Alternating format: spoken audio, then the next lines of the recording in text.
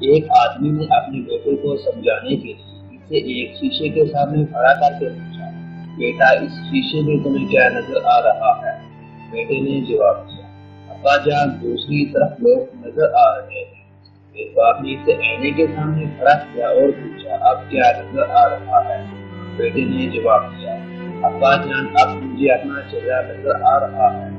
باپ نے کہا، دیکھو بیٹے، یہ دونوں ہی شیشے، ایک پر چاندی کا مجمع چھایا گیا ہے تو اس میں تمہیں اپنا آپ نظر آ رہا ہے، اور دوسرے پر کچھ نہیں چڑھایا تو اس میں سے تمہیں دوسرے لوگ نظر آ رہے ہیں۔ بالکل اسی طرح اگر تم صرف شیشہ بن کر رہو گے تو تمہیں دوسرے لوگ نظر آتے رہیں گے، لیکن اگر تم اپنے آپ پر سونے چاندی کا مجمع چڑھا لو گے اور آئینہ بن جاؤ گے تو تمہیں لوگ نظر آنا بند ہو جائیں گے، اور صرف اپنا آپ ہی نظر آئے گا۔